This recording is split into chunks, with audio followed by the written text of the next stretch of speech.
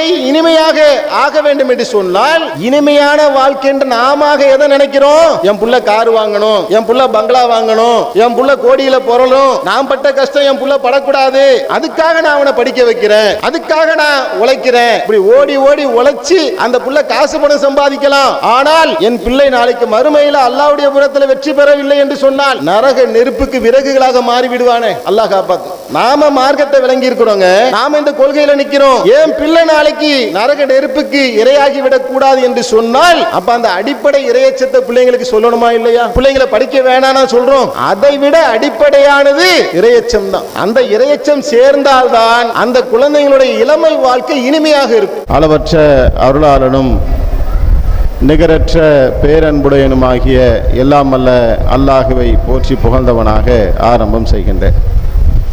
எனது அருமை சகோதர சகோதரிகளே, அல்லாஹுடைய மாபெரும் பேரருளால் இந்த குடும்பவியல் இஸ்திமாவிலே நாம் எல்லாம் இங்கு ஒன்றாக குழுமி இருக்கின்றோம். இளைஞர்களை இனிமைப்படுத்தும் இஸ்லாம் என்கின்ற தலைப்பு எனக்கு வழங்கப்பட்டு இருக்கின்றது. அன்பார்ந்த சகோதர சகோதரிகளே, இன்றைக்கு குடும்பத்தை எடுத்துக்கொண்டால் பெரிய நெருக்கடிகளை பெற்றோர்கள் சந்திப்பதை நாம் பார்க்கிறோம். யாரால் அந்த நெருக்கடி ஏற்படுகின்றது, எதனால் ஏற்படுகின்றது என்று சொன்னால், வீட்டிலே நாம் வளர்க்கக்கூடிய பிள்ளைகளினால் மிகப்பெரிய அளவுக்கு மன உளைச்சலை, பாதிப்புகளை பெற்றோர்கள் அடையக்கூடிய காலத்திலே நாம் இருந்து கொண்டிருக்கின்றோம். இதில் விதிவிலக்காக சில குடும்பங்கள் சந்தோஷமாக மகிழ்ச்சியாக இருக்கலாம். பெரும்பாலான குடும்பங்களை எடுத்துக்கொண்டால், ஒரு பிள்ளையை பெறுவதற்காக வேண்டி விரும்பி அல்லாஹ்விடத்தில் பல்வேறு துஆக்களை கேட்டு பிள்ளை இல்லையே என்று கண்ணீர் வடித்து பிள்ளையை பெற்று எடுத்திருப்பாங்க. ஆனால் காலங்கள் கடந்து இன்றைக்கு அந்த சிறுவன் இளைஞனாக மாறி நிற்கின்ற தருணத்தில் 15 வயது, 18 வயது, 20 வயதை அடைந்துவிட்ட இந்த காலகட்டத்தில் இளம் பெண்ணை வீட்டில் வைத்து கொண்டிருக்கக்கூடிய தாய் தகப்பனுடைய மனநிலை எப்படி இருக்கின்றது என்று சொன்னால், நிம்மதி இல்லாமல் கடுமையான நெருக்கடிகளில் அவர்கள் சிக்கி இருக்கக்கூடிய காட்சியை நாம பார்க்கின்றோம். பெற்றோர்கள் என்ன மனநிலையில் பிள்ளைகள் வளர வேண்டும் என்று விரும்புகின்றார்களோ அதற்கு நேர் எதிராக இன்றைக்கு பிள்ளைகளுடைய செயல்பாடுகள் இருப்பதை நம்மால் பார்க்க முடிகின்றது. இதனால் ஏற்படுகின்ற மன உளைச்சலினால் துன்பக் கடலிலே சிக்கி தவிக்கக்கூடிய பெற்றோர்கள் பலர் இருக்கின்றார்கள். இந்த நிலையில அடிப்படையாக நாம் ஒரு விஷயத்தை விளங்கிக் கொள்ள வேண்டும். காரியங்கள் அனைத்தையுமே நிர்வகிக்கக்கூடியவன் அல்லாஹுதான் என்பதை நாம் புரிந்து கொள்ள வேண்டும். இந்த உலகத்தில் பிறந்த ஒரு குழந்தை அவன் நல்லவனாக ஆகுவதும் தீயவனாக ஆகுவதும் அவன் என்னவாக ஆக வேண்டும் என்பதும் அல்லாஹ் விதித்த தக்தீரின்படி தான் நடக்கும்.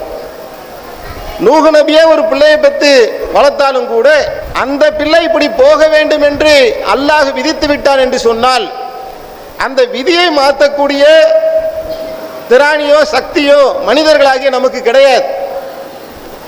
அப்ப நாம ஒரு மனநிலையிலிருந்து பிள்ளையை வளர்க்கிறோம். ஆனால் அந்த பிள்ளைகள் வேறு ஒன்றை நோக்கி பயணிக்கின்றார்கள் என்று சொன்னால், தவக்கல்து அலல்லாஹ், என்னுடைய கடமையை நான் சரியாக செய்துவிட்டேன் என்று அல்லாஹ்விடத்தில் பொறுப்பை ஒப்படைத்துவிட்டு நாம் நிம்மதியாக ஆகிவிட வேண்டுமே ஒழிய, நான் நினைக்கிற மாதிரி என் பிள்ளை ஆகவில்லை என்று நாம் ஒரு நிலைப்பாட்டை எடுப்போம் என்று சொன்னால் கண்டிப்பாக அதனால் நமக்கு ஒரு மன உளைச்சல் ஏற்படும். அல்லாஹ் எது குறித்து நம்மிடத்தில் கேட்பானோ அதுக்குத்தான் நம்ம பொறுப்பாளியாக இருக்கிறோம். அப்ப நமக்கு இருக்கக்கூடிய சக்தியை வைத்து, நமக்கு இருக்கக்கூடிய ஆற்றலை வைத்துக் கொண்டு நாம் பிள்ளைகளுக்கு மார்க்கத்தை சொன்னோமா, ஒழுக்கத்தை போதித்தோமா, நல்வழிப்படுத்தினோமா, குர்ஆனை கற்றுக் கொடுத்தோமா, பள்ளிக்கூடத்துக்கு அனுப்பினோமா, கண்காணித்தோமா, இதையெல்லாம் ஒரு பெற்றோர்கள் சரியான முறையில் செய்வார்கள் என்று சொன்னால் அதுக்கு மேல் உள்ள விஷயங்களை அல்லாஹ்ட்ட ஒப்படைச்சிடும். இப்படி செய்வதன் மூலமாகத்தான் முதல்ல நாம நிம்மதியாக இருக்க முடியும். நாமளே நிம்மதியாக இல்லாமல் ஆகிவிட்டால் அதனுடைய எதிர் விளைவு குடும்பத்தில் என்ன செய்யணும், பிரதிபலிக்கும். ஏன்னா நாம ஒன்று நினைக்கிறோம், குழந்தைங்க ஒரு மாதிரி போறாங்க, இளைஞர்கள் ஒரு மாதிரி போறாங்கன்னா அந்த வீடே போர்க்களமா இருக்கும். அந்த வீட்டில் இருக்கக்கூடிய கான்வர்சேஷனை நீங்க விட்டு கவனிச்சு பாருங்க. அந்த பையன் தவறு செய்வான், அந்த பெண் குழந்தை தவறு செய்வார்கள். கச்சல வயிறுவா, நீ நாசமா போயிருவேன், நல்லாவே இருக்க மாட்டேன், நீ எல்லாம் விளங்கவே மாட்ட என்று தொடர்ச்சியாக ஒரு தாய் தன்னுடைய மகனை, ஒரு தந்தை தன்னுடைய பிள்ளையை பார்த்து சொல்றார், நீ எல்லாம் மாடு மேய்க்க கூட லாய்க்கு இல்லை, நீ எல்லாம் விளங்கவே மாட்ட என்று பிள்ளையை கரிச்சு கொட்டி கொண்டே இருப்பார்கள் என்று சொன்னால் அந்த வீட்டுடைய அமைதி எப்படி இருக்குன்னு பாருங்க. வீடுங்கிறது எதுக்காக உள்ளது? அல்லாஹ் வீட்டையே நீங்கள் நிம்மதி அடைவதற்காகத்தான், நீங்கள் அமைதி பெறுவதற்காகத்தான் அல்லாஹ் வீட்டை ஆக்கியிருக்கின்றான். ஆனால் இன்னைக்கு அந்த வீட்டில் அமைதி போகுவதற்கு அடிப்படை காரணமாக இந்த புரிதல் கோளாறு இருப்பதை நாம பார்க்கிறோம். அடுத்து இரண்டாவதாக, அப்ப இந்த இளைஞருடைய விஷயத்தில் நாம சில விஷயங்களை புரிந்து கொள்ள வேண்டும். அவர்கள் என்ன செய்யணும்னா, இப்ப அவங்க இருந்தாக்க நாம் அதை பத்தி பேசலாம். அந்த இளைஞர்களை வளர்க்கக்கூடிய பெற்றோர்கள் நாம் சில விஷயங்களை புரிந்து கொள்ள வேண்டியது இருக்கின்றது. அது என்னன்னு சொன்னா, முதல்ல எதையெல்லாம் நாம அவங்க செய்ய வேண்டும் என்று விரும்புகின்றோமோ அது நம்மிடத்திலிருந்து தான் தொடங்கணும். சின்ன குழந்தையில இருந்து ஒரு இளைஞர் வரையிலும் அவங்களுடைய ஈர்க்கக்கூடிய ஆற்றல் எதிலிருந்து இருக்குது, கிராசிங் பவர் எதிலிருந்து இருக்குது என்று சொன்னால், தன் கண் முன்னால் எதையெல்லாம் பார்க்கின்றார்களோ அதனால் தான் பெரும்பாலும் ஈர்க்கப்படுவார்கள். நீங்க சின்ன வயசுல பார்க்கலாம், எந்த வீடுகளில் அதிகமாக தொழுகிறாங்களோ அந்த முசலால குழந்தைங்களும் நிற்பாங்க. நீங்க பார்த்துருக்கீங்களா இல்லையா? அம்மா கிச்சன்ல சோறாக்குவாங்க, சின்ன குழந்தை என்ன செய்யும், 4 வயசு குழந்தை, நானும் சோறாக்குறேன் என்று சிட்டி பானையை எடுத்து வச்சுட்டு சோறாக்குவாங்க, தோசை சுடுவாங்க. அப்பா வந்தா தோசை சாப்பிடுங்க, தட்டில் ஒண்ணுமே இருக்காது, அவங்களே தோசையை திருப்பி போடுவாங்க. அத்தா அத்தா தோசை சாப்பிடுங்கன்னு வைப்பாங்க. எப்படி இந்த பொம்பளை பிள்ளை எப்படி செய்யுது? அம்மா கிச்சன்ல என்ன செய்யறாங்களோ அதை அப்படியே உள்வாங்கி அந்த பிள்ளை செய்யறதை நம்ம பார்க்கிறோமா இல்லையா? பையன் என்ன செய்வானா, வண்டி ஓட்டுறேன்னு ஓட்டுவான். அது என்னன்னா, அத்தா வண்டி ஓட்டிட்டு போறாருல, அதை பார்த்து கொண்டுதான் அந்த பையனை வண்டி ஓட்டுறான். ஏதாவது சும்மா ஒரு தலைவணி மேல ஏறி உட்கார்ந்துக்கிட்டு அவனா கையை வச்சுக்கிட்டு வண்டி ஓட்டுறான், பீம் டும் டும்னுவான். என்னடா பீம் அப்படின்னா, வண்டி ஓட்டிட்டு இருக்கேன்மா. அப்ப நமக்கு என்ன தெரியுதுன்னா, குழந்தையிலிருந்தே இளைஞர்கள் வளரும் போது, இளமை பருவத்தை அடையும் போது அவர்கள் எதையெல்லாம் கண்ணால் உள்வாங்குகின்றார்களோ அதன் அடிப்படையில் தான் நம்முடைய வாழ்க்கை இருக்கின்றது. இன்றைக்கு நம்ம செய்யக்கூடிய தவறு என்ன? என் புள்ள போன்ல அடிக்ட் ஆகுறான், கேம்ல அடிக்ஷன் ஆகுறான், எப்ப பார்த்தாலும் ஃபேஸ்புக்கில் இருக்கிறான், இன்ஸ்டாகிராமில் இருக்கிறான், அதில் கண்டதையும் பார்க்குறான். என் பொம்பளை பிள்ளை என்ன பார்க்குதுன்னே தெரிய மாட்டேங்குது, ஃபோனை தவிர்க்கவும் முடியல, ஃபோனில் தான் ஸ்கூலில் இருக்கக்கூடிய பாடங்கள்லாம் அனுப்புகிறாங்க, ஃபோனை கொடுக்கவும் முடியல, கொடுக்காம இருக்கவும் முடியல. என் பிள்ளைங்களை நீங்கள் மீட்க மாட்டீர்களா, பயான் பண்ண மாட்டீங்களா, உபதேசம் பண்ண மாட்டீங்களா என்று கேட்குறாங்க. நான் கேட்குறேன், முதல்ல அந்த கட்டுப்பாடு யாரிடத்திலிருந்து வரணும்? பெற்றோர்கள் முதல்ல வீட்டில் போனை பயன்படுத்தக்கூடிய விஷயத்துல கட்டுப்பாடா இருக்கிறாங்களா? இந்த அம்மா உட்கார்ந்து என்ன செய்யணும், மணிக்கணக்கில் சீரியல் பார்க்கும், பக்கம் பக்கமா அது என்ன செய்யனாக்க ஒவ்வொரு சீரியலா பார்த்து கண்ணீர் வடிச்சு அழுகுவாங்க. அவங்க புள்ள பெத்தாக்கா, அப்பா புள்ள நல்லபடியா பிறந்துருச்சுப்பா என்று சிரிப்பாங்க. புள்ள பிறதுக்காக ஆட்டல ஓடுனா, அம்மா நல்லபடியா போய் ஆஸ்பத்திரியில் சேர்ந்துடணும் என்று பதட்டப்படுவார்கள். இப்படியெல்லாம் சீரியலை பார்த்து கொண்டே இருக்கின்ற அந்த குடும்பத்தில் ஒரு புள்ள என்ன செய்வான், நீ சீரியலை பார்க்கறல, உனக்கு பிடிச்சதை நீ பார்த்துக்க, எனக்கு பிடிச்சதை நான் பார்த்துக்கிறேன், உன் ரூட்ல நான் கிராஸ் பண்ண மாட்டேன், ஏன் ரூட்ல நீ கிராஸ் பண்ணாத, நம்ம 2 பேரும் என்ன செய்வோம், அழகா ஒரு டீலிங் போட்டுக்குவோம் என்று அவன் நம்மளை டிவியில பார்க்க விட்டுட்டு அவன் போனுக்குள்ள போயிடுறான்.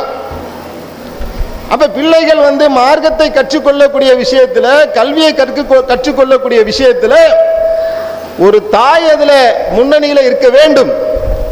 படிப்பதற்கென்று குறிப்பிட்ட நேரத்தை வைக்க வேண்டும். அதுல முதல்ல நம்ம எந்த டிவைஸையும் பார்க்கக்கூடாது, டிவி பார்க்கக்கூடாது, போனை பார்க்கக்கூடாது. பிள்ளைங்க படிக்கும் போது நம்ம ஒரு சேரை போட்டு உட்கார்ந்து அவர்களை கண்காணிக்கணும். படிங்கப்பா, அம்மா டீ போட்டுட்டு வந்து தரேன், நீ படி என்று நாம என்னைக்கு அவர்களுக்கு முன்னால் உட்கார்றோமோ அப்பதான் அதுல ஒரு கட்டுப்பாடு வரும். ஒரு காலகட்டம் இருந்துச்சு, குர்ஆனை எடுத்து வச்சு நம்முடைய வீடுகளில் ஓதி கொண்டிருந்தார்கள். இன்னைக்கு அந்த மரபு என்ன ஆச்சு? நாம குரான் எடுத்து வச்சு ஓதுனாதான் அந்த பிள்ளைங்க அதை பார்த்து என்ன செய்வாங்க, குரானை எடுத்து வைத்து ஓதுவார்கள். நாம செய்யறதில்ல, பிள்ளைங்க அந்த வழியில வரதில்லை. ஒருத்தர் என்ன செஞ்சாருன்னா, நம்ம பள்ளிவாசல்ல ரொம்ப கவலைப்பட்டு நம்மகிட்ட பார்த்து பேசுறார். ஒரு தகப்பன், பாய் என் புள்ள ஃபஜ்ர் தொழுகைக்கு வர மாட்டேங்கிறான், நீங்க எப்படியாவது கூட்டிட்டு போங்க. அப்ப நம்ம அவர்கிட்ட கேட்கிறோம், பாய் நீங்களே கூட்டிட்டு வந்துடலாமே. அதுக்கு அவர் சொல்றாரு, இல்லப்பா எனக்கு கடையை மூடிட்டு வர்றதுக்கு 12 மணி ஆயிடுது, 11 மணி ஆயிடுது, சாப்பிட்டு படுக்க 12 ஆகுது, எனக்கு உடம்புலாம் வலிக்குது. அவருக்கு உடம்புலாம் வலிக்குதான், நம்ம போய் அவர் பிள்ளைய ஃபஜ்ர் கூட்டு வரணுமா? இது சாத்தியமா? இது ஒரு வீட்டுல அந்த அவருடைய பிள்ளைகள் தொழுகையாளியாக ஆக வேண்டும் என்று சொன்னால் முதல்ல அந்த வீட்டினுடைய பெற்றோர்கள் குறிப்பிட்ட நேரத்தில் எந்திரிக்கணும். 5 மணிக்கு ஜமாத்தா, 4:30 மணிக்கு எந்திரிக்கணும். அவர்கள் தயாராகணும், பிள்ளைகளை எழுப்பணும், கொண்டு கூட்டிட்டு போகணும். ஒரு முன்னாடி தகப்பன் நடந்து போக, பின்னாடி குழந்தைகள் நடந்து போக, அந்த காட்சி எவ்வளவு கண்கொள்ளா காட்சி. இதை ஒரு தகப்பன் செய்யவில்லை என்று சொன்னால், என் பிள்ளை தொழுக மாட்டேங்கிறான், நீங்க பயான் பண்ணுங்கன்றது எப்படி சரி வரும்? முன்னுதாரணமாக யாருங்க இருந்து காட்டணும்? நம்ம தானே இருந்து காட்டணும். அப்படி நடைமுறையில ஒரு தாயோ தகப்பனோ 2 பேருமே தொழுகையாளியாக இருப்பார்கள் என்று சொன்னால், பிள்ளைகள் அதை பார்த்து தொழுகுவதற்குண்டான சாத்தியக்கூறு இருக்கின்றது. இதை நாம் செய்கின்றோமா? இதையெல்லாம் நாம் என்ன செய்யணும்? கவனத்தில் எடுத்துக்கொள்ள வேண்டும். அடுத்து என்ன? அப்ப இந்த இளைஞர்களை எடுத்துக்கொண்டால் அவருடைய விஷயத்துல கண்காணிப்பதில் பெரும்பாலும் இப்ப ஆண்கள் எடுத்துக்கொண்டா வேலைக்கு போயிடுவாங்க, சில பேர் வெளிநாட்டுக்கே போயிடுவாங்க, காலையில போனா நைட்டு தான் வருவாங்க. அப்ப அந்த பிள்ளைகளை முழுவதுமாக கண்காணிக்கக்கூடியது யாரு? வீட்டில இருந்து தாய்மார்கள் தானே கண்காணிக்கணும். ஆனா என்ன செய்வாங்கன்னா, அவன் செய்யக்கூடிய சிறிய சிறிய தவறுகளை மறைச்சுக்கிட்டே வருவாங்க. ஏன்னா வீட்டுக்காருக்கு தெரிஞ்சாக்க அடிப்பாரு, வீட்டுக்காருக்கு தெரிஞ்சா திட்டுவாரு என்று அவன் எங்கேயாவது விளையாட போயிருப்பான். பரீட்சை நேரத்தில் 2 நாள்ல பரீட்சையா இருக்கும், அவன் விளையாட போயிருப்பான். வீட்டுக்காரர் கேட்பாரு, பையன் எங்க என்று கேட்டா அவர்கள் சொல்லுவாங்க, படிக்க போயிருக்கான். யாரை காப்பாத்துறாங்க? அத்தா பையனை திட்டக்கூடாது என்பதற்காக ஒரு பொய்யை சொல்லி விளையாட போன பையனை கண்டிப்பதிலே இருந்து இவங்க காப்பாத்துறாங்க. இப்படி அன்பு காட்டுகின்றன என்ற பேரில பையன் செய்யக்கூடிய சின்ன சின்ன தவறுகளை எல்லாம் மறைப்போம் என்று சொன்னால் அவன் ஒரு கட்டத்தில் என்ன விளங்கிக்குவான்? அம்மா நம்ம இழுத்த இழுப்புக்கெல்லாம் வருது என்று ஒரு கட்டத்தில் அந்த அம்மாவை அவன் அடிமையாக்கிடுவான். அவன் வளர வளர வளர என்ன நடக்கும்? அவன் சொல்றதுதான் அந்த வீட்டில் எல்லாமே நடக்கும். சில தாய்மார்கள் புலம்புறாங்களே, பாய் எங்க வீட்டுக்கார பார்த்து கூட எனக்கு பயம் இல்லை, என் பையனை பார்த்தாலே எனக்கு பயமா இருக்கு, ஃபிரௌனை பார்த்தா மாதிரி இருக்கு, அவனுக்கு விதவிதமா செஞ்சு போடலைன்னா சாப்பிட மாட்டேங்கிறான், முட்டை தோசை வேணுங்கிறான், வேர்க்கலை சட்னி தான் வேணுங்கிறான், கறிச்சாறு தான் ஊத்தணுங்கிறான், எனக்கு இன்னென்ன மாதிரி அயன் பண்ணி தான் சட்டை வேணுங்கிறான், என்னால அவனை சமாளிக்கவே முடியல பாய் என்று சொல்லக்கூடிய சூழல் ஏற்படுகின்றதா இல்லையா? அப்ப எந்த கட்டுப்பாடுமே இல்லாத அளவிற்கு இன்றைக்கு அவன் வளர்ந்து நிற்கிறதுக்கு யார் காரணம்? பல தியாகத்தை பெண்களாகிய நாம செய்யறோம், அவன் மேல அன்பு காட்டுறோம். அந்த அன்பு என்பது ஒரு அளவுக்கு மேல போகும் என்று சொன்னால் அந்த பிள்ளை கெட்டு போகுவதற்கு நம்மளே காரணமாகி போயிடும். இன்னைக்கு அவன் அப்படி வளர்ந்து நிற்கிறதுக்கு யார் காரணம்? அப்ப எந்த பிள்ளையும் நல்ல பிள்ளை தான் மண்ணில் பிறக்கையிலே அவன் நல்லவனாவதும் தீயவனாவதும் அன்னை வளர்ப்பினிலேன்னு சொல்றாங்கல்ல. அப்ப நம்ம கையில அல்லாஹ் சில பொறுப்புகளை கொடுத்திருக்கிறான். அல்லாஹ் கொடுத்திருக்கக்கூடிய அந்த பொறுப்பின் அடிப்படையில அந்த குழந்தைகளை கண்காணித்து வளர்க்க வேண்டிய கடமையும் பொறுப்பு நமக்கு இருக்கா இல்லையா? இயற்கையான இஸ்லாமிய மார்க்கத்துல தானே ஒரு குழந்தை பிறக்குது. யூதர்களாகவோ மஜூசிகளாகவோ நெருப்பு வணங்கிகளாகவோ யார் மாற்றுறாங்க? தாய் தகப்பன் தானே மாற்றுறாங்க. அப்ப இந்த அடிப்படையில அல்லாஹ் விதித்திருக்கக்கூடிய ஒன்றை நம்மால மாற்ற முடியாது. ஆனா அல்லாஹ் நமக்கு கொடுத்திருக்கக்கூடிய பொறுப்பு, அந்த பொறுப்பை விளங்கி கொண்டு நாம் நம்முடைய பிள்ளைகளுடைய விஷயத்துல ஒரு கண்காணிப்போடு நாம் நடந்து கொள்வோம் என்று சொன்னால்தான் அவர்களை ஒரு தெளிவான ஒரு வரையறைக்குள்ள நாம கொண்டு வர முடியும். அவர்களுக்கு அவ்வப்போது என்ன செய்யணும்? மார்க்க ரீதியான விஷயங்களை எடுத்து சொல்ல வேண்டும். நபிகள் நாயகம் ஸல்லல்லாஹு அலைஹி வஸல்லம் உடைய வாழ்க்கையில் நடக்கக்கூடிய சம்பவங்களை பாருங்க. எவ்வளவு அழகாக அவர்கள் இளைஞர்களை கவர்ந்தார்கள், எப்படி அவங்களுக்கு மார்க்கத்தை சொன்னாங்க அப்படிங்கிறத அவங்களுடைய வாழ்க்கையில் நடக்கக்கூடிய சம்பவங்கள் நமக்கு எடுத்து காட்டுகின்றது. நபிகள் நாயகம் ஸல்லல்லாஹு அலைஹி வஸல்லம் அவரிடத்தில் ஒத்த வயதுடைய இளைஞர்கள் 20 பேர் வராங்க. 20 பேர் அல்லாஹ்வுடைய தூதரிடத்தில் பாடத்தை கற்றுக்கொண்டு அவங்க என்ன செய்யறாங்கனாக்கா, எல்லாமே அந்த ஒரு திருமணம் முடிச்சவங்களும் அதில் இருப்பாங்க. அப்படியாப்பட்ட இளைஞர்கள் வர்றாங்க, அல்லாஹ்வுடைய தூதரிடத்தில் மார்க்கத்தை கற்றுக்கொள்கின்றார்கள். அப்படி கற்றுக்கொண்ட அவரிடத்தில் அல்லாஹ்வுடைய தூதர் சொல்றாங்க, என்ன எவ்வாறு தொழ கண்டீர்களோ அவ்வாறு தொழுங்கள். இந்த ஹதீஸை அறிவிக்கிறதை யாரு?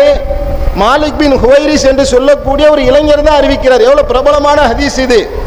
இதை அறிவிச்சதே அந்த இளைஞர் தான். அந்த இளைஞர் யார் என்று உள்ள போய் பார்த்தீங்கன்னாக்க, ஒரு 20 இளைஞர்கள் அல்லாஹ்வுடைய தூதரிடத்தில் பாடம் படித்திருக்கின்றார்கள். நான் கேட்கிறேன், உங்க நெஞ்சில கை வச்சு சொல்லுங்க, எத்தனையோ பெற்றோர்கள் இருக்கிறீங்களே, நம்ம பிள்ளை ஒரு 10வது படிச்சுட்டா மதரசா பக்கமே அனுப்புறது இல்லை. ஜமாத்து ஜமாத்து போய் நீ நாசமா போயிருவடா, ஜமாத்து ஜமாத்து வீணா போயிருவ என்று மார்க்க கல்வியை கற்பதற்கு அனுப்புவதற்கு பெற்றோர்கள் தயாரா இல்லைங்க. உலக கல்வியில் என்ன செய்யறாங்க, அதுவும் படிக்கலாம், படிக்க கூடாதுன்னு சொல்லல, அதுக்குள்ளேயே அனுப்புறாங்க. என் பையன் ஜேஇக்கு ரெடி ஆகணும், நீட்டுக்கு ரெடி ஆகணும், அவன் கேட்டுக்கு ரெடி ஆகணும், அவன் MBA படிக்கணும், அவன் டாக்டர் ஆயிடணும், இன்ஜினியர் ஆயிரும், ஆளா பறக்கின்றார்கள். அழிந்து போகக்கூடிய இந்த உலக வாழ்க்கையில 1000 கற்பனைகளை பெற்றோர்கள் வளர்க்கின்றார்கள். நாம் வளர்க்கின்றோம், நீங்கள் வளர்க்கின்றீர்கள். ஆனால் அழியாத மறுமை வாழ்க்கை குறித்து உபதேசம் பண்ணக்கூடிய இடத்திற்கு அனுப்புவதில் சின்ன பிள்ளையா இருக்கும்போது அனுப்பிச்சிருப்போம். ஆனா எந்த வயசுல அவனுக்கு சரியான வழிகாட்டுதல் வேணுமோ அந்த தருணத்தில் நாம் பிள்ளைகளை மதரசாவோடு தொடர்பு படுத்துகின்றோமா? மார்க்கத்தை கற்பதற்காக அனுப்புகின்றோமா? இளைஞர்களாக ஆக ஆக ஷைத்தானுடைய தாக்கம் மிக அதிகமா இருக்கும். எனர்ஜி பொங்கி இருக்கக்கூடிய வயசுங்க. அந்த எனர்ஜியை ஷைத்தான் என்ன செய்வான்? தவறான பாதைக்கு கொண்டு போவான். இன்னைக்கு நீங்க கல்லூரிகளை உங்களுக்கு பெருசா தெரியறதுல நினைக்கிறேன். கல்லூரிகள்ல போய் பாருங்க, பள்ளிக்கூடங்கள்ல போய் பாருங்க, போதை பொருள் பழக்கம் தரை விரித்து ஆடுது. நல்ல பிள்ளையா இருப்பான் நம்ம புள்ள, நம்ம வீட்டுக்காருக்கு அந்த பழக்கம் இருக்காது, நம்ம குடும்பத்தில் அந்த பழக்கம் இருக்காது. ஆனால் நம்முடைய பிள்ளைக்கு அந்த பழக்கம் வருகின்றது என்று சொன்னால், நீங்க பள்ளிக்கூடத்துக்கு அனுப்பும் போது, கல்லூரிக்கு அனுப்பும் பொழுது அங்கே அந்த சூழல் இன்றளவும் தமிழகத்தில் தலைவிரித்து ஆடிக்கொண்டிருக்கின்றது. பத்திரிகையில பாக்குறீங்களா இல்லையா? பேப்பர்ல படிக்கிறீங்களா இல்லையா? இந்த சூழலிலே ஓநாய்கள் மிகுந்த இந்த உலகத்திலே ஒரு ஆட்டுக்குட்டி போல என் பிள்ளையை நம்ம அனுப்புறோமே, அவன் தன்னை தற்காத்து கொள்ள வேண்டும் என்று சொன்னால் அடிப்படை ஈமான் அவன்கிட்ட இருக்கும். அந்த ஈமானை நாம் போதிக்கிறோமா? அல்லாஹ்வுடைய அச்சத்தை அவனுக்கு நாம் எடுத்து சொல்லுகின்றோமா? மார்க்கத்தை நாம் சொல்லுகின்றோம். நாம சொல்ல முடியலன்னா சொல்லக்கூடிய விதத்தில் இருக்கக்கூடிய ஜமாத்தில் அவனை நாம அங்கம் வகிக்க வைக்கிறோமா? ஒண்ணுமே இல்லை. ஒரே கல்வியில் என்ன செய்யறாங்க, எப்படியாவது அவன் மார்க் கொஞ்சம் குறைஞ்சிட்டான்னு சொன்னா, இப்ப 10th ரிசல்ட் வந்துச்சுல, 450 மார்க் வரணும்னு நீங்க எதிர்பார்த்தீங்க. ஆனா பையன் 400 மார்க் வாங்கிட்டானே கண்ணீர் வடிச்ச பெற்றோர்களை பார்க்கிறோம். 350 மார்க் வாங்கிட்டானே என்று ஊழையிட்ட பெற்றோர்களை பார்க்கிறோம். மதரசாவில் போய் என் பிள்ளை ஒரு குர்ஆன் வசனத்தை மனப்பாடம் பண்ணிட்டு வரல, என்னைக்காவது நீங்க கவலைப்பட்டிருப்போமா? தொழுகையில என் பிள்ளை சரியா பேணுதலாக இல்லை என்று நாம கவலைப்பட்டிருப்போமா? அப்போ ஒரு மனிதனுடைய உள்ளத்தில் இரையச்சம் இல்லை என்று சொன்னால் அவன் வேட்டையாடப்படுவான். வளர வளர அவன் பொம்பளை பிள்ளைங்களோட பழகக்கூடிய சூழல் ஏற்படும். கோ எஜுகேஷனுக்கு போவான், பல பேர் ஒரு வேலைக்கு போவான், பல பெண்களோடு பழகக்கூடிய சூழல் ஏற்படும். ஆம்பளை பிள்ளைக்கு ஏற்படும், பொம்பளை பிள்ளைக்கு ஏற்படும். இனக்கவர்ச்சியின் காரணத்தினால் பல சருகல்கள் ஏற்படலாம். அந்த உலகத்துல தான் நம்ம வாழ்ந்துட்டு இருக்கிறோம். அப்ப நம்ம பிள்ளைகளுக்கு மார்க்கத்தை இறையச்சத்தை போதிக்கலனா அதுல எப்படி அந்த பிள்ளைங்க சஸ்டைன் பண்ணுவாங்க? எப்படி பாதுகாப்பாக இருப்பார்கள்? அப்ப அவர்களுக்கு வேண்டிய மார்க்க கல்வியை ஜமாத்தில் என்ன செய்யறாங்க, வந்தாங்கன்னா நாம் என்ன செய்யறோம், சமுதாய பிரச்சனைகளுக்கு அழைச்சிக்கிட்டு போறோம். ஒரு தெருமுனை கூட்டம் நடத்தணும், ஒரு மெகாபோன் பிரச்சாரம் நடத்தணும், போதைக்கு எதிராக விழிப்புணர்வை ஜமாத்தில் ஒரு இளைஞன் விழிப்புணர்வு பிரச்சாரத்துக்கு வந்தா அவன் போதைக்கு அடிமையாகுவானா? சிந்திச்சு பாருங்க. ஜமாத்தில் நீங்க உங்க வீட்டு பிள்ளையை அனுப்புறீங்க, தொழுகைக்கு வாங்க என்று அழைக்கிறதுக்காக நாங்க கூட்டிட்டு போறோம், அவன் தொழுகாம இருப்பானா?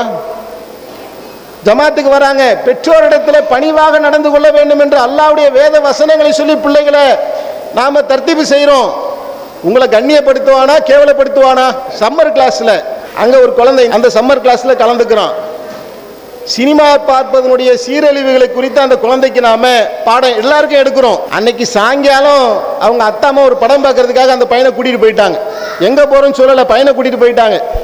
அவன் போய் நிற்கிறான் தியேட்டர் வாசல்ல. நின்ற உடனே நான் தியேட்டருக்குள்ள வரமாட்டேன், அல்லாஹ் என்ன மறுமையில தண்டிப்பான், நான் போகவே மாட்டேன் என்று அத்தாமாவை வீட்டுக்கு கூட்டு வந்துட்டான்.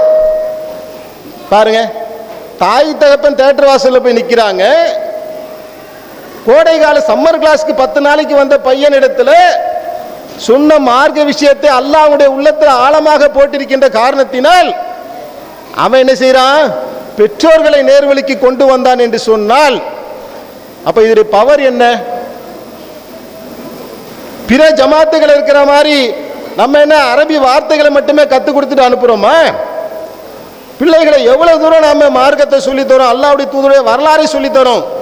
இப்ராஹிம் நபி இளைஞராக இருந்த போது எப்படி தாவா களத்தில் இருந்தார்கள் என்பதை சொல்லி தரோம். புகைவாசிகள் இளைஞராக இருந்தக்கூடிய காலகட்டத்தில் அல்லாஹ்வுடைய மார்க்கத்தை எப்படி சொன்னார்கள் என்பதை இளைஞர்களுக்கு எடுத்து சொல்றோம். நமக்கு கண்ணியம் கிடைக்க வேண்டும் என்று சொன்னால், நம்ம பிள்ளை நாம நினைக்கக்கூடிய நல்ல ஒழுக்கம் உள்ள பிள்ளைகளாக ஆக வேண்டும் என்று சொன்னால் இந்த சத்திய கொள்கையை விட்டுவிட்டு அவனால் ஒழுக்கமா இருக்க முடியாதுங்க. அதனால இந்த மாய உலகத்திலிருந்து நம்ம முதல்ல விடுபடணும். ஒரே படிக்கிறது, மார்க்கு சம்பாதிக்கணும், ஐடி கம்பெனிக்கு போயிடணும், இன்ஜினியர் ஆயிடணும், டாக்டர் ஆயிடணும், லட்சக்கணக்கில் காசை குவிக்கணும். மச்சான் புள்ள படிச்சுட்டான், மாமன் புள்ள படிச்சுட்டான், கீழ் வீட்டு புள்ள ஐஐடியில் சேர்ந்துட்டான், அவன் எம்பிஏ ஆயிட்டான், யாரும் எப்படியும் போயிட்டு போதும்பா, என் புள்ள ஒழுக்கமா இருக்கும். அதான் அடிப்படை. என் குழந்தை நான் பெத்த புள்ள ஒழுக்கமான பிள்ளையாக இருக்க வேண்டும் என்பதைத்தானே ஒரு தாய் தகப்பன் அடிப்படையாக விரும்பணும். நாளைக்கு அல்லாஹ்வுடைய சன்னிதானத்தில் அவன் சோனவாசியாக இருக்க வேண்டும் என்று உண்மையிலே நாம் விருப்பப்படுவோம் என்று சொன்னால் அந்த பிள்ளைகளை மார்க்கத்தோடு நாம் வளர்ப்பதற்கு முன்னுரிமை தரணும். ஒழுக்கம் இருக்கு, மார்க்க பற்று இருக்கு. இப்ப படிக்க வைங்க. இப்ப யாரும் உங்களை படிக்க வைக்க வேணாம்னு சொன்னா, டாக்டர் ஆக்குங்க, இன்ஜினியர் ஆக்குங்க, நீதிபதி ஆக்குங்க, நல்லா படிக்க வைங்க. ஒழுக்கமுள்ள ஒரு இளைஞனால் தான் சமுதாயத்துக்கும் பயன், அவனுக்கும் பயன். ஒழுக்கமே இல்லாத ஒரு குழந்தை உருவாகி விட்டான் என்று சொன்னால் அவனுக்கும் பயன் இல்லை, குடும்பத்துக்கும் பயன் இல்லை, சமுதாயத்துக்கும் பயன் இல்லை. ஒரு டாக்டர் வரான், பண வெறியிலே வரான், காசு சம்பாதிக்கணும்னு வரான். அந்த டாக்டர் பண்ணக்கூடிய காரியம் என்ன? வயிற்று வலியில் வந்தவனுடைய கிட்னியை அறுத்து விற்கிறாங்க. பேப்பர்ல பாக்குறீங்களா இல்லையா? ஏன் கிட்னி அறுத்து விற்கிறான்? 2 கிட்னி இருக்குல்ல, உனக்கு ஒரு கிட்னி போதும், ஒரு கிட்னியை நான் நினைக்கிறேன் அறுத்து விற்கிறேன்னு வித்துடுறான். பிணத்தை வச்சு ட்ரீட்மெண்ட் தராங்க. இதெல்லாம் போற போக்கில் விட்டடிக்கிற விஷயம் இல்லை. ஒரு மருத்துவமனையில் ஒரு டாக்டர் என்ன செய்யறான்? செத்து போன பிணத்தை வச்சு ட்ரீட்மெண்ட் கொடுத்து லட்சக்கணக்கில் சம்பாதிக்கிறான். ஏன் சம்பாதிக்கிறான்? அடிப்படையில் எது இல்லை? மனித நேயம் இல்லை, மனிதாபிமானம் இல்லை, அடிப்படை ஒழுக்கம் இல்லை. ஒரு பிட் பாக்கெட் அடிக்கிற திருட 100 ரூபா தான் திருடுறான். ஆனா ஒருத்தன் டாக்டருக்கு எல்லாரையும் சொல்லல, எல்லா மருத்துவர்களையும் சொல்லல, சேவை மனப்பான்மையோடு சேவை செய்யக்கூடியவர்களும் இருக்கின்றார்கள், வாங்கின காசுக்கு உழைக்கக்கூடியவர்களும் இருக்கிறாங்க. இந்த மாதிரி கள்ளத்தனங்களை பண்ணக்கூடியவங்களும் இருக்காங்களா இல்லையா? ஒரு ஸ்கேனுக்கு எழுதி கொடுப்பாங்கங்க. நீங்க ஒரு ஸ்கேனுக்கு போறீங்கன்னு வைங்களேன், 6000 ரூபாய் என்ன செய்வாங்க? ஸ்கேனுக்கு எழுதி கொடுப்பாங்க. அது 4000 ரூபாய் கமிஷன் டாக்டருக்கு வந்துடும். எவ்வளவு வரும்? 4000 ரூபாய் டாக்டர் பாக்கெட்டுக்கு வந்துடும். 2000 ரூபாய் தான் இந்த ஸ்கேன் சென்டருக்கு போகும். நான் கேட்கிறேன், நம்ம புள்ள மக்கள் தந்து கொள்ளையடிக்கக்கூடிய ஒரு டாக்டரா வரணுமா, அல்லது சேவை செய்யக்கூடிய ஒரு டாக்டரா வரணுமா, மனித நேயத்தோடு உள்ள ஒருவனாக வரணுமா? அவன் எப்படி வர வேண்டும் அப்படிங்கிறத யோசிங்க. அப்ப அடிப்படையில் அந்த குழந்தைக்கு என்ன வேணும்? ஒழுக்கம் வேணும், அல்லாஹ்வுடைய அச்சம் வேணும், நேர்மை இருக்க வேண்டும். இதை யார் கொடுப்பா? நாம் படிக்கின்ற பாட புத்தகத்தில் நேர்மையை பற்றி நீங்கள் ஏதாவது ஒரு பாடத்தை பார்த்துருக்கீங்களா? நம்ம பிள்ளைய ஸ்கூலுக்கு அனுப்பணும்லங்க, நேர்மையை பற்றி நீங்கள் ஏதாவது சொல்லித்தராங்களா? இறையச்சத்தை பத்தி ஏதாவது சொல்லி கொடுப்பாங்களா? அன்பை பத்தி ஏதாவது போதிப்பாங்களா? மனிதநேயத்தை பத்தி ஏதாவது போதிப்பாங்களா? அப்படின்னா என்னன்னே தெரியாம ஒரு இளைய சமுதாயம் வளரும் என்று சொன்னால் அவன் இப்படி போறதுல ஆச்சரியப்படுறதுக்கு ஒண்ணுமே இல்லை. ஒரு மனிதனை மனிதனாக வாழ வைக்கக்கூடிய மார்க்கம் இஸ்லாமிய மார்க்கம் தான். அதை நபிகள் நாயகம் ஸல்லல்லாஹு அலைஹி வஸல்லம் வாழ்க்கையில நாம ஏராளமா பார்க்கிறோம். 70 இளைஞர்கள் வராங்க அல்லாஹ்வுடைய தூதரிடத்துல. எல்லாமே குர்ஆனை மனனம் செய்தவர்கள். அந்த இளைஞர்களுக்கு நபிகள் நாயகம் ஸல்லல்லாஹு அலைஹி வஸல்லம் அவர்கள் மார்க்கத்தை கற்றுத் தருகின்றார்கள், குர்ஆனை அவர்கள் மனனம் செய்கின்றார்கள். பாருங்க, அப்ப எவ்வளவு ஆர்வமா அவங்க பெற்றோர்கள் அந்த இளைஞர்களை அனுப்பிச்சிருப்பாங்க.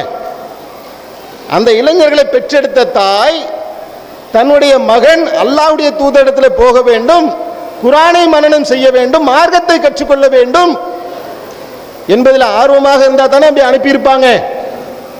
அந்த மாதிரியான மறுமை சிந்தனையோடு மார்க்க சிந்தனையோடு நம்ம பிள்ளைகள் வளரும் என்று சொன்னால் அதுதான் பயனுள்ளதாக இருக்கும். யூசுப் அலைஹிஸ்ஸலாம் அவர்கள் ஒரு வீட்டில் இருக்கின்ற தருணத்தில் நீண்ட நெடிய வரலாறு. ஒரு இளைஞனாக இருக்கக்கூடியவனிடத்தில் இரையச்சம் வந்துவிட்டால் அவர் எப்படி ஆகுவார் என்பதற்கான முன்மாதிரியை நாம யூசுப் நபியுடைய வாழ்க்கையில பார்க்கிறோம். எந்த வீட்டில் இருந்தாரோ அந்த பெண்மணி வேலையே பயிரம் எஞ்சதுமாங்கல்ல, அந்த வீட்டில் இருந்த பெண்மணியே தவறாக நடப்பதற்கு முயற்சி பண்றாங்க. அதை விடுத்து யூசுப் அலைஹிஸ்ஸலாம் அவர்கள் அல்லாஹ்விடத்தில் கேட்கின்றார்கள், இதை விட எனக்கு சிறைச்சாலையே மேல் என்று சொன்னார்கள் அவருடைய இளமை பருவத்தில். அப்ப எந்த அளவுக்கு இரையச்சம் இருந்தால் இந்த முடிவை யூசுப் அலைஹிஸ்ஸலாம் அவர்கள் எடுப்பார்கள். அல்லாஹ்வும் அவர் அந்த தவறிலிருந்து பாதுகாத்து சிறைச்சாலையில் அடைக்கப்பட்டார்கள். நான் கேட்கிறேன், இந்த அளவுக்கு என் பிள்ளை இரையச்சத்தோடு இருக்கின்றான் என்கின்ற தன்னம்பிக்கை முதல்ல நம்மள்கிட்ட இருக்கா? நம்முடைய பொம்பளை பிள்ளை விஷயத்திலேயோ ஆம்பளை பிள்ளை விஷயத்திலேயோ, இன்னைக்கு பொம்பளை பிள்ளை வெளியே போயிட்டு வரும்போது பெத்த வயிற்றுல நெருப்பை கட்டிக்கிட்டு இருக்கிறான் பாயும்பாங்க சில தாய்மார்கள். ஏன் ஒருத்தன் கையில பிடிச்சு கொடுக்கிற வரைக்கும் எனக்கு தூக்கம் இல்லாம்பாங்க. ஏன்? பதட்டத்திலையும் பயத்திலையும் இருப்பாங்க. போன கல்லூரிக்கு போன புள்ள ஒரு அரை மணி நேரம் தாமதம் ஆயிடுச்சுன்னா, 1 மணி நேரம் தாமதம் ஆயிடுச்சுன்னா என்னாச்சோ ஏதாச்சோன்னு பதறாங்க. காரணம் என்ன? பிள்ளைகளுக்கு எதாவது ஆயிடுச்சுன்னா, ஏதாவது நிகழ்ந்து இப்படி ஆயிருக்குமா அப்படி ஆயிருக்குமா என்ற பதட்டத்துக்கு அடிப்படை காரணம் என்ன? நீங்க யோசிச்சு பாருங்க. நம்ம பிள்ளை தொழுகையாளியா இருக்கு, அல்லாஹ்வுக்கு அஞ்சக்கூடிய பிள்ளை, எங்க போனாலும் என் பிள்ளை அது நேர்மையாக நடக்கும், ஒழுக்கமாக தான் இருக்குன்னு சொன்னா அந்த பதட்டம் நம்மளை விட்டு போயிருக்குமா இல்லையா? அப்ப அதற்கான அடிப்படையை நாம் செய்தோமா? அப்ப இந்த இளமை வாழ்க்கை இனிமையாக ஆக வேண்டும் என்று சொன்னால், இனிமையான வாழ்க்கை என்று நாம எதை நினைக்கிறோம்? என் புள்ள கார் வாங்கணும், என் புள்ள பங்களா வாங்கணும், என் புள்ள கோடியில பொருளும், நான் பட்ட கஷ்டம் என் புள்ள படக்கூடாது. ஒரு தகப்பன் ஒரு பிளாட்ஃபார்ம் கடையை வச்சு முன்னேறினான்னு வைங்களேன், அவர் என்ன நினைக்கிறாரு? நான் நெத்தி வேர்வை நிலத்துல சிந்தி நான் கஷ்டப்பட்டேன், நான் பட்ட கஷ்டத்தை என் புள்ள படக்கூடாது, அதுக்காக நான் அவனை படிக்க வைக்கிறேன், அதுக்காக நான் உழைக்கிறேன். இப்படி ஓடி ஓடி உழைச்சி அந்த புள்ள காசு பணம் சம்பாதிக்கலாம்.